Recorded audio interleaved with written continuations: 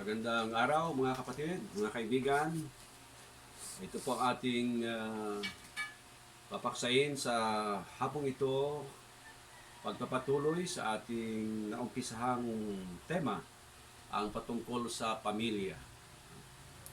At maalala nga po natin, nagsimula tayo sa pagtalakay tungkol sa mga nanay at ganon din sa mga tatay, hanggang sa ang buong pamilya, tahanan, at sinasabi natin na ang tahanan ay kailangan naroroon ang Panginoong Diyos.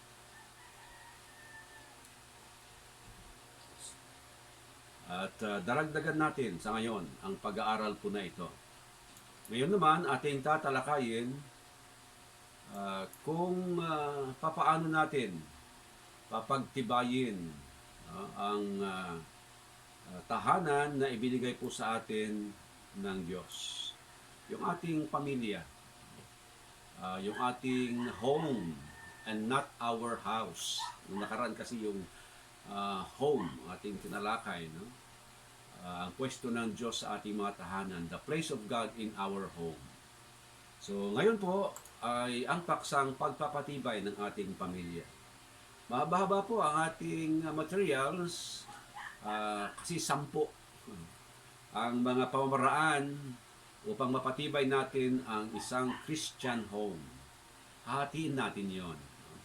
5 lamang upang tumama naman tayo sa ating oras at hindi naman gaano mahaba ang ating mensahe. Ako'y aware pag mahaba na ang sermon, maliban sa hindi na maunawaan lahat, ay palatandaan daw ng tumatandang preacher. Ayaw ko pa namang masabihang tumatandang preacher. Senior ako, pero hindi pa naman ako matanda. Yan. Okay? Sa ating panguna ay sinasabi natin ang pamilya ngayon ay nahaharap sa maraming pagsubok. Opo. Pagsubok sa kanyang katatagan. Gaano siya katatag sa dami ng mga pagsubok sa buhay na ito. At ito ay inaatake ng dyablo. Alam niya na kapag ang isang tahanan ay nasira, buong sosyedad, lipunan, at hanggang buong sangkatauhan ay maapektuhan, mapapasama din naman. Kaya nag-uumpisa siya sa tahanan o sa isang pamilya. Katulad ba doon sa halamanan ng Eden, ang una niyang tinukso, yung mag-asawa, si Adan at saka si Eva. Doon sa mga magkapatid, si Cain at saka si Abel. At patuloy ito, no, na sinisira niya yung pamilya. Pag nasira ang pamilya, mas maraming masisira na sangkatauhan. Kaya naman ang Diyos ay nagbigay sa atin ng mga alituntunin kung papaano natin mapapangalagahan ang ating mga tahanan, ang ating pamilya. No? Ang mga bagay-bagay na ginagamit ng dyablo na panira sa ating mga pamilya ay katulad ng telebisyon. No? Dati-dati, nung wala pang social media, yung television ang number 1 na kalaban natin. No? Inaagaw niya yung panahon ng mga bata, ng mga pamilya. Sa halip na magkwentuhan, mag-usap, ay doon tayo sa TV nakatutok. Well, ngayon, the same gadget pa rin, pero kahit wala ng television, no? Marami nang mapapanood ang tao sa mga social media, sa Facebook, no? Sa Messenger, okay? Ano pa yung iba? Twitter, marami na, no? Hindi ko kabisado yung iba eh. Hindi ako gumagamit noon. Facebook, Messenger, at YouTube. Yan, no? At isa pa na pinakamasama na siguro na ginagamit ng dyablo upang sirain ang pamilya ay ang droga. Ang illegal na droga. At dahilan ng pagkakawasak ng maraming pamilya. At papasalamat naman tayo na pagtuunan ito ng pansin, itong administrasyon na ito, ay hindi natin alam, sinasabi nilang matagumpay na, pero hindi natin alam ang totoong score, what's the real score. May mga buwabatikos dito at meron naman mga nagsasabing successful ito. Ang alam natin ay salot sa lipunan ang illegal na droga. Isa pang sumisira sa tahanang Pilipino, Kristiyanong tahanan, no? Ay ang pag-aalis, pagkakalayo ng mga magulang ng mga tahanan. No? Ito ay sa dahilan na gustong maghanap buhay, kikita ng mas malaki kaysa kinikita dito sa bansa natin, ay maraming mga magulang ang pumupunta sa malalayong lugar upang doon ay maghanap buhay, makapagpadala ng pera, sapat na pera sa pangangailangan ng pamilya. Magandang layunin, subalit alam naman natin na naging epekto nito sa pamilyang Pilipino. Nawawala ang nanay sa tahanan, so wala ng ilaw, sapagkat ang nanay daw ang ilaw ng tahanan, pag-alis niya, hindi dumidilim. Kung yung tatay naman ang umalis, ang tatay daw ang haligi ng pamilya, o di nawawalan ng haligi ang pamilya. Kita ninyo ang realidad, mga kapatid, mga kaibigan. Kaya nararapat nating pagtuunan ng pansin ang ating mga pamilya. Madali po sa mga magulang ang makalimutan lamang ang mga tahanang kanilang pinanggalingan. Kapag nandun na sila sa malayo at nagpapakahirap, nagsasakripisyo sa mga trabaho, ang iba po, hindi naman nila lahat, napapabayaan na yung pamilyang kanilang pinanggalingan. Na dahilan sana ng kanilang pag-alis para mapabuti ang pamilya, nung malayo na sila, nasisira naman yung pamilya. So, what's the use? No? Ang dahilan ng pagsasakripisyo ay ang nasisira naman. Kaya may nagsabi na, doon sa mga nagsasakripisyo sa kanilang mga pamilya, sabi, don't work too hard for your family. Huwag kang masyadong magtrabaho para sa iyong pamilya. Sa halip, sabi, instead, be the best of yourself for the family, for your best is the best gift to your family. Galing ano? Gawin yung pinakamabuti sa iyong sarili para sa iyong pamilya. Sapagkat ang pinakamabuti mo ay ang iyong pinakamabuting regalo sa iyong pamilya. Okay, so pwede yan na habang tayo narito sa Pilipinas, pagbutihin natin ang ating sarili, sapagkat ang pinakamabuti nating sarili ng ating regalo sa ating pamilya. Well, kung nasa labas naman tayo ng bansa, pwede rin naman, no? Gawin natin ang pinakamabuti natin doon. Sapagkat yung pinakamabuti natin doon, ayan siya namang regalo natin sa ating pamilya na naiwan dito. Malamang maraming mga tukso, maraming mga pagsubok. So, inaatake talaga ng diablo ang pamilyang Pilipino o kahit ang Kristiyanong Pilipino. Dapat nating mahalin ang kanya-kanya nating mga pamilya. At upang mapangalagaan ito, 10 paraan ang ating tatalakayin. No? Nakapagbibigay ng pamilya, ng pagpapatibay ng ating pamilya. Umpisan po natin sa katotohanan ang salita ng Diyos. No? Ang salita ng Diyos, ang unang-unang kailangan ng isang pamilya upang ito ay maging matibay. Noon pa man sa lumang tipan, doon sa kautosang ibinigay ng Diyos sa bansang Israel, ay nandun na. No? Tulad na ng ating nabanggit noong nakaraan, Deuteronomio 6, versikulo 6 hanggang 7, at ang mga salitang ito na aking iniutos sa iyo sa araw na ito ay isa sa iyong puso at iyong ituro ng buong sikap sa iyong mga anak at iyong sasalitain tungkol sa kanila pagka ikaw ay nakaupo sa iyong bahay at pagka ikaw ay lumakad sa daan at pagka ikaw ay nahihiga at pagka ikaw ay bumabangon. Mula sa Diyos ipinahayag ang katotohanan ito kay Moises na siyang sumulat na ito ay para sa mga magulang ng mga Israelitas at ito ay inulit-ulit sa loob ng lumang tipan hanggang sa makarating sa bagong tipan na na ang salita ng Diyos nararapat na maituro ng mga magulang sa mga anak sa lahat ng pagkakataon na mayroon po siya.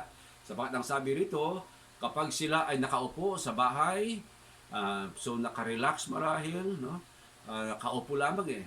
Pagka ikaw ay lumalakad, so mayroong pinapatunguhan, mayroong silang activity, ituturo pa rin. Kapag ikaw ay nahihiga, ayun, mas relax yata na sitwasyon ito. Nagsisiesta marahil, nagsisiesta, nakahiga lang, di naman nakatulog, di man tayo makapagturo pag nakatulog. Ano? At pagka ikaw ay bumabangon, so sa umpisa ng araw, ito ay itinuturo pa rin sa mga anak. Mula po sa Biblia ay mababasa natin ang maraming katotohanan makabubuti sa pamilya. Proverbs 22:6, sabi ni Haring Solomon, train up a child in the way he should go, and when he is old, he will not depart from it. Mula sa Bible yan. Makakatulong yan sa pamilya natin. Pamulat natin sa mga anak ang salita ng Diyos at magiging mabuting mga anak sila. At Proverbs 1 verse 8 and 9, advice niya pa ni Haring Solomon pa rin sa mga anak, hear my son, makinig ka anak, your father's instruction and forsake not your mother's teaching, for they are a graceful garland for your head and pendants for your neck. So mga anak, pakinggan ang turo ng mga magulang at magsisilbi itong corona, magsisilbi itong palamuti, no? Garland sa isang anak ng pamilya. So, sa pamamagitan ng Biblia, mga kapatid, ang mabuti na mangyayari ay ang mga bata ay matuturuan na gumalang sa mga magulang at ang mga magulang naman ay matuturuan naman na kalingain at igalang din naman ang kanilang mga anak. Ephesians 6:1 and 4, ito'y pinapamemorize sa mga bata sa Sunday School. At alam ko, isa ako doon sa mga lumaki sa Sunday School at nakapag-memorize ng talatang ito. Children, obey your parents in the Lord, for this is right. Verse 1 yon sa English. Igalang mo yung ama at ina na siyang unang utos na may pangako, upang yumaon kang mabuti at ikaw ay mabuhay na malaon sa lupa. At sa mga magulang, kayong mga ama, huwag ninyong ipamungkahi sa galit ang inyong mga anak, kundi inyong turuan sila ayon sa saway at aral ng Panginoon. So, di natin ma-overemphasize, no, ang kahalagahan ng salita ng Diyos sa pananatiling matibay ng iglesia o ng pamilya. 2 Timoteo 3:16-17, ang salita ng Diyos ay sapat na maging kumpleto o walang kakulangan ang isang tao. At kung walang kakulangan ang isang magulang o isang anak, tiyak natin na magiging matibay ang pamilyang kanyang kinabibilangan. Sapagkat sabi po ng talata, all scriptures given by inspiration of God, galing sa Diyos, at ito ay makapagturo, makapagsaway, akay, no? For doctrine, for reproof, for correction, for instruction. Ito. And then sabi niya sa verse 17, upang ang tao ng Diyos ay maging ganap. Sa pamamagitan ng salita ng Diyos, salita ang Bible, ang tao ay magiging ganap. So ito nandito ang kailangan natin. At sabi ko nga, kapag ganap ang isang tao, kompleto ang isang tao, yung kinabibilangan niyang pamilya, magiging ganap din naman. See? Pangalawa, oo nga't mayroon tayong salita ng Diyos para sa pamilya na pag-aralan, maging matibay ang Bible ito, kailangan natin yung oras. No? Kailangan natin yung oras, panahon, una, para maituro sa kanila ang salita ng Diyos, at upang ma-enjoy natin ang company ng bawat isa. Oras na mahalaga sa anumang relasyon.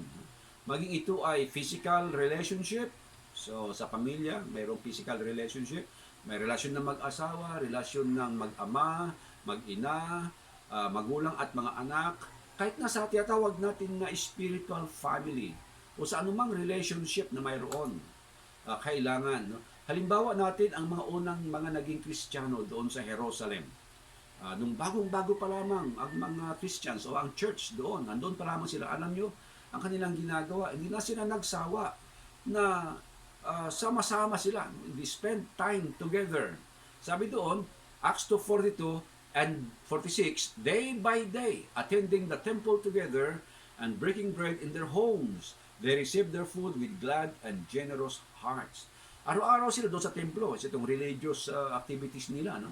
Ang templo kasi ang pinakasentro ng kanilang religious activities. At naging Kristiyano na sila, pero nandun pa rin ang pagka-Hudyo nila, nandun pa rin sila no? Sa kanilang religious life, templo pa rin ang sentro nito. Pero makikita natin na sa bahay-bahay, breaking bread in their homes. Ito'y pinapaniwala ang parang love feast o pagsasama-sama ng mga Kristiyano sa mga bahay-bahay. They receive their food. No? Mayroon silang pagkain. At ito masasabi natin na pagkakaroon ng panahon sa mga kapatid. At hindi nga ba't maganda rin naman na tayo ay mayroong panahon sa sarili nating mga pamilya. So sa family of God, kailangan ng oras at na magkakasama. At sabi ko nga, lahat ng relasyon, togetherness, ang pagsasama-sama ay mahalaga sapagkat sa pagsasama-sama, lalo nating nade-develop ang ating relationship. Kaya mayroong mga namimiloso po, sinasabi nila, okay lang yun, napaminsan-minsan lamang tayo magkita. Kasi pag paminsan-minsan lamang, parang namimiss natin ang bawat isa. Kapag nagkita tayo, nagiging excited ang ating relationship. No? Marugdog tuloy ang ating pagkikita. Parang gano'n, no? So sabi nila, absence makes the heart grow fonder. O ang hindi pagkakita-kita ay lalo lamang nagpapatibok sa ating puso. Lalo na mo lang daw hinahangad na makita siya dahil hindi mo siya laging nakikita. Well, mayroong katotohanan ito. Pero ang kabaliktaran ay may katotohanan din. Ano yung kabaliktaran? Ito, out of sight, out of mind. Pag di mo na nakikita, di mo na naiisip. No? Kaya mas mabuti yung lagi mo siya nakakasama, mayroon kang panahon, mayroon kang oras sa isang miyembro ng pamilya, yung ama, yung ina, o mga anak, ay mayroon tayong panahon. Sa ating modernong panahon, dami nang mayroon ng mga nakakaisturbo, disturbance sa panahon natin sa isa't isa. Inuuna natin yan ang cellular phone. Kakatawang ang tingnan sa isang larawan. Ang buong pamilya nandyan lang sa sala, kailang tigisan ng cellphone. So wala rin imikan, no? Kanya-kanyang sulok ng pamilya. Kaya sinasabi nila, they are so near, yet so far. Magkakalapit, pero ang mga kausap nila nasa malalayo, hindi yung mga katabi nila. Nakakatawa tayo kung minsan. Pero mayroong katotohanan yan. Dahilan din ito, para yung mga malalayo ay makausap natin na parang malapit. Okay yun. Nasa abroad, yung mga tinitext o kinakausap, video call. So malayo sila, napapalapit mo. Problema naman, yung malapit sa'yo, hindi mo kinakausap. Hindi mo siya ka-communicate. Wala kang panahon sa kanya. May panahon ka dito sa kausap mo sa cellphone. There's the problem. Kaya mabuti, aware tayo, no? Sa katotohanan ito, mga kapatid. Isang magulang nga ang nagtanong sa kanyang anak ko, ano raw ang pinaka-memorable na oras ng bata sa kanyang mga magulang. Alam nyo, hindi niya sinabi na nung binigyan mo ako ng cellphone, nung binigyan mo ako ng malaking TV, nung binigyan mo ako ng Apple na iPad, o ano ba yun, tama yun? O ano mga gadgets, hindi, tingnan nyo ito. Sabi niya, ang pinaka-memorable na oras ko ay noong tayo ay nagbibiyahe at huminto tayo, no? At bumaba tayo sa ating sasakyan at tinulungan nyo akong manghuli ng alitaptap. Ang babaw ng kaligayahan ng bata. No? Anong ibig niya sabihin? Yung panahon, no? Na iniukol mo doon sa bata na samahan siya, na na-amaze siya doon sa mga nagliliparan na mayroong ilaw, firefly pala yun, alitaptap yun, at sinubukan yung manghuli. Sa atin wala yun eh. Pero sa anak pala, sa bata pala, naku, malaki palang bagay yun. Yun ang naging memorable sa kanya. Kaya magandang tanong sa mga nanay, mga tatay, mga magulang. Ano kaya memorable ng mga anak sa atin? Ano kaya memorable moment nila sa atin? So we are saying quality time is what is needed in the family. Hindi yung basta may oras. Ang iba, nagiging literal sila eh. Isang oras na ako sa iyo. Okay na yun, 2 oras na ako sa iyo. Wala naman silang ginawa.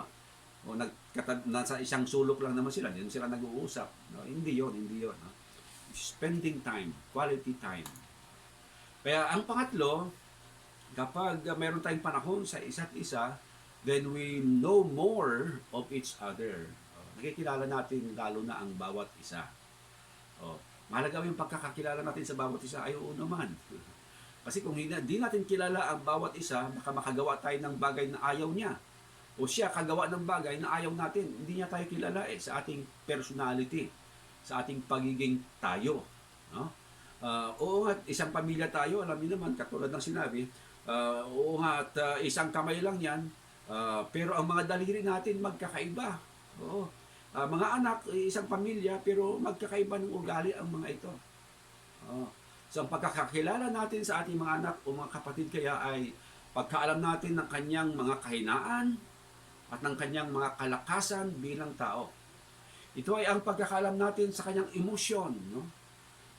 Madali pala siyang magalit. Huwag ka mo siyang galitin agad. No? O mabagal siyang magalit. Okay yun. No? Malalaman natin yung kanyang mga ayaw at gusto sa buhay, yung mga nais niyang gawin bilang individual. Okay, malalaman natin yon. Kaya isang nanay, ang kausap niya yung kanyang anak, tinatanong niya yung kanyang anak, at sumasagot naman yung anak, pero sabi ng nanay, oy anak, huwag ka na magsinungaling ha, kilala kita. See? Kilala kita. Kabisado ng nanay yung kanyang anak kung ganoon. Alam niya kailan siya nagsasabi ng totoo, kailan siya nagsasabi ng tama. Kaya iba na ang iba, hindi nila kilala ang kanilang anak.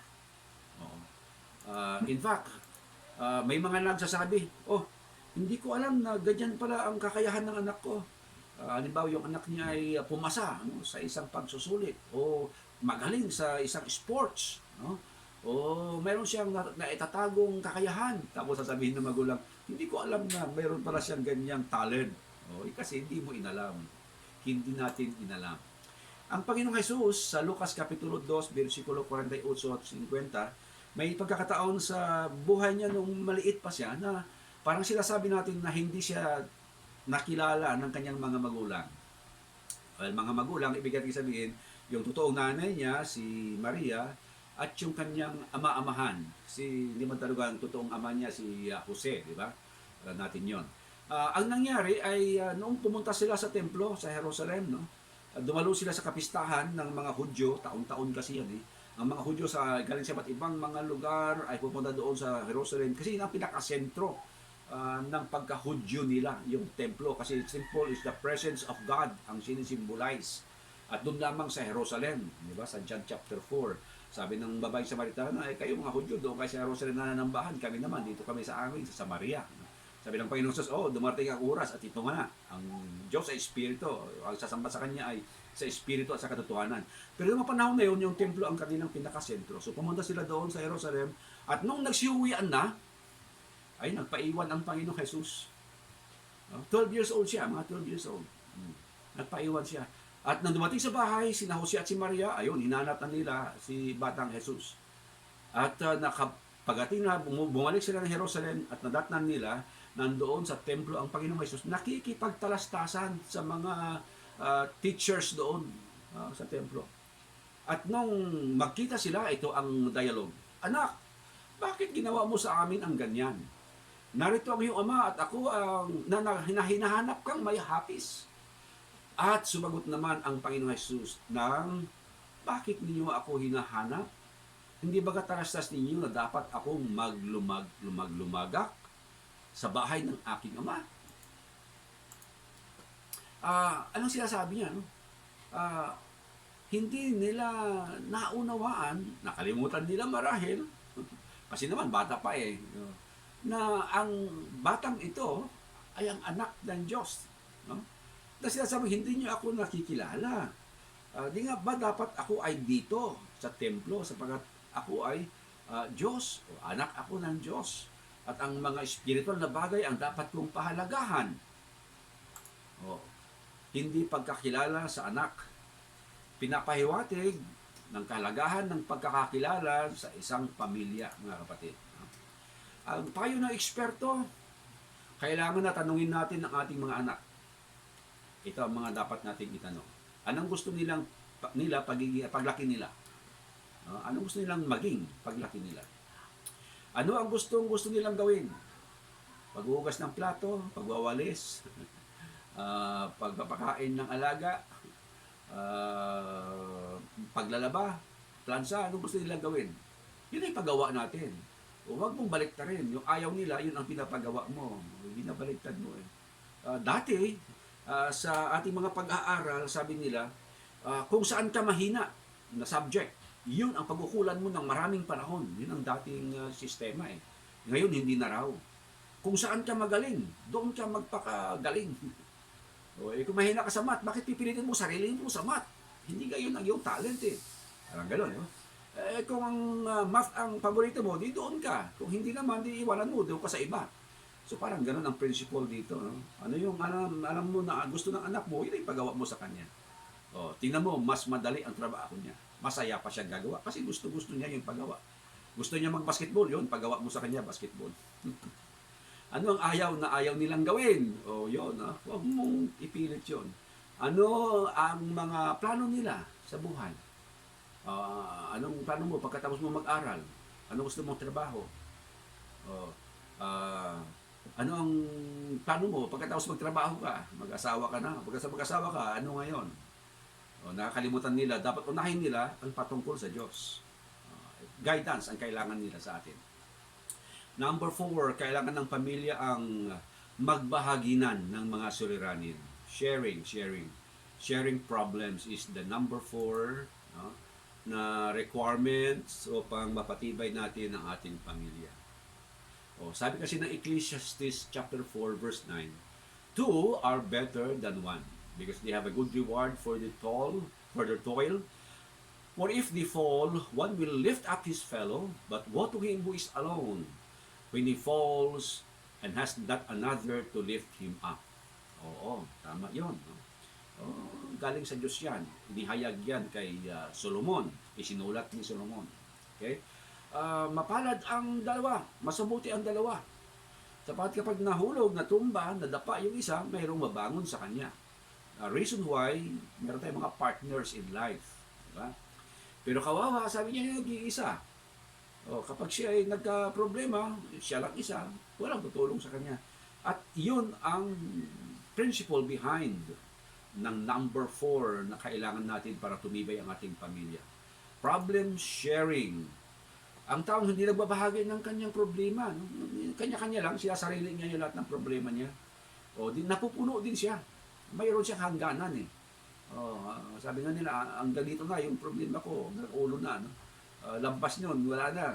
Ano mangyayari? Sasabog na. Parang bulkan na nag-ipon ng init sa kanyang kaloob-looban at sa takdang panahon ay sumasabog. Kaya ang sama ng epekto noon. Hindi mas mabuti kung ibinabahagi natin ng ating suliranin, unang-una sa ating mga partners, Mrs., Mr., mahal natin sa buhay, inaalam natin ano ang palagay nila makabubuti, at kahit na sa mga anak, sabi. Sila ay bahagi ng pamilya, narapat nilang malaman ang mga suliranin ng pamilya. Narinig nila siguro, nag-aaway kayo ng mga mag-asawa. Hindi naman sila kasali sa usapan, hindi sila makapagsalita. Di lalo na yung ating traditional na sistema, anak, tumahimik ka dyan, usapang matanda ito. Ginaganon natin sila. Hindi, sabi ng mga marurunong sa family relationship, dapat silang makasama. At sa problem solving natin, once na na-solve natin ang mga ito, lalong nagkakalapit ang ating kalooban, lumalakas at tumitibay ang pamilya sa makatuwid. Ang mga dapat ibahagi, sabi, ay pati nga money problems daw eh. Sa mga kasaba, unang-una yan, pag-uusapan yan. May problema tayo sa pananalapi. Anong gagawin natin para hindi tayo maubusan? Hindi magtinda-tinda tayo ngayon. Magtanim tayo. Ano pa, ang mga pwede natin gawin? Magtipid tayo. Sa mga anak, kailangan daw nilang malaman. Lalo na pag napapansin nila na kaunting-kaunti na lang yung pagkain na nasa lamisa, iisipin nila, naku, darating yata yung araw, wala nang makakain. Mawawalan na yata ako ng bahay. So malaking source of depression sa mga anak ang gano'n. Subalit kapag naunawaan nila na ito lang pala yung problema, at mayroon palang solusyon, di relax lang sila.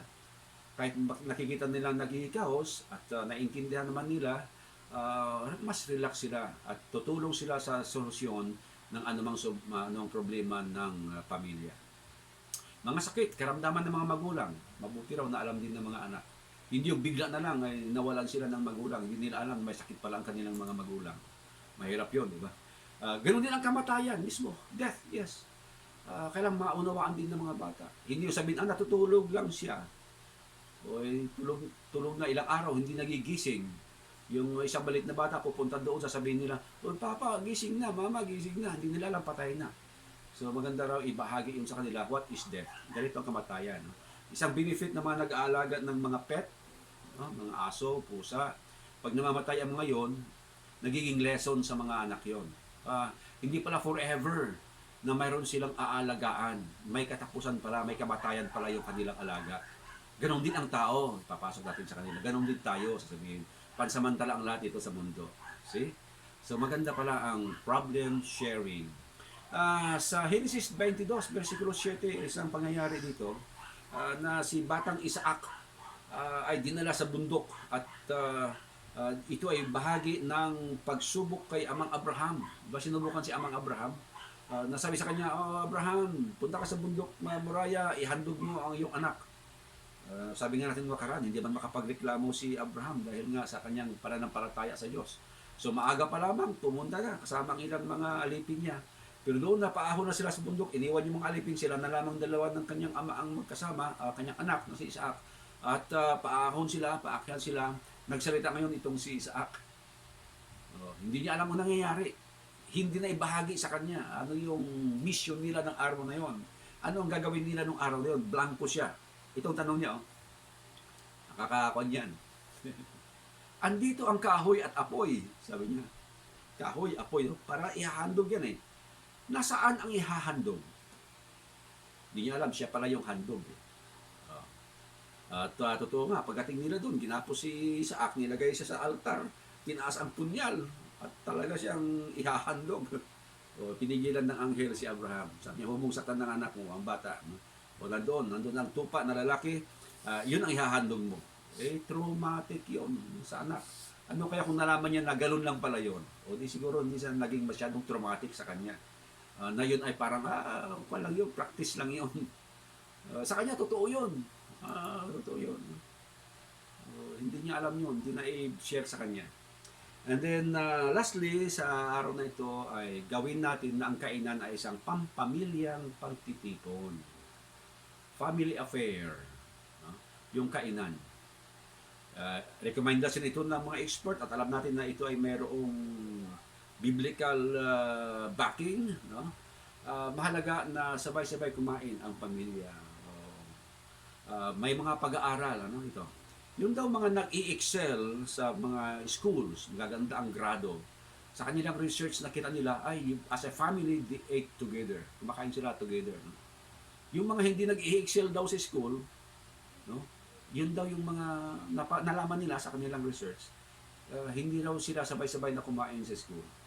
So ano kaya ang dahilan noon? Well, pinapaliwanag na kapag kumakain ng sabay-sabay ang pamilya, merong interaction, nagkakakwentuhan, sharing mga buhay-buhay, anong mga nangyari sa araw na yan. Natututo na maghintay yung isang anak. Habang nagluluto o nagsuserve, maghihintay siya, tatawagin siya. Then, pag nandoon na, magpipray muna, so maghihintay siya. Huwag yung pagdating doon, sige na, no? Maghihintay. At kaunting Pino ang pag-uugali, sosyalan, sabi nga. At kapag malayo sa kanya, yung ulam o yung kanin, humihingi siya. At nakikipag-usap, nakikipagkwentuhan. And then, ito ang masama. Sasabayan ni nanay at ni tatay ng sermon. Masama yon, wag yon. Maiimpatso yung anak, hindi siya matutunawan dahil sa masamang emosyon na dulot ng pagsisermon. Mayroon pong tamang lugar, tamang panahon ang pagwawasto, pagkokorek, ang pag-usap sa mga anak ng seryosuhan at hindi doon sa hapagkainan. Ecclesiastes Kapitulo 3, versikulo 1 hanggang 8, narito yung sinasabi ni Haring Solomon na kanya-kanyang panahon yan. Kanya-kanyang panahon yan. Sabi na lamang natin, mayroong panahon ng kainan, so kainan lang yan. At magagandang mga pag-uusap lamang ang naroroon yan. Walang awayan sa hapagkainan. At pagkatapos noon, ibang panahon naman yung ibang bagay. So, yun ang nasa Ecclesiastes Kapitulo 3. At wala tayong panahon yata na basahin pa ito. Kapag ang pamilya ay nasa hapagkainan, ito pa'y panahon ng kainan at hindi sermonan. Sa pamamilyang abalang-abala, well, tayo noon ay 3 times a day, magkakasama talaga. Maliliit pa kami, kasi ganun din. No? Sa bahay namin, 3 times a day, talagang sama-sama ang pamilya. Pero sa mga urban areas, ang mga magulang nagtatrabaho, maaga pa lang alis na, tanghali, nandun sila sa opisina, uwi ng hapon, sinasabing maybe once a day na magkakasama ang buong pamilya ay okay na. Totoo, sinasabi, a family that prays together stays together. Nanalangin, no? Pero may katotohanan din, yung a family that eats together stays together.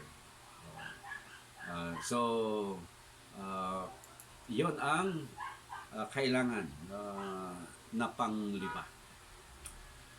In conclusion, mga kapatid, mga kaibigan, isang pamilya lamang ang pinagkaloob sa atin ng Diyos. Halagaan natin ito. Ingatan natin ito. Pagtibayan natin ito. At Lord wills, itutuloy natin ang 5 pa sa susunod na linggo. Kaya magandang araw, magandang hapon. Pagpalain tayo ng Panginoon sa ating pakikinig ng ating mensahe ngayong hapon na ito. Salamat.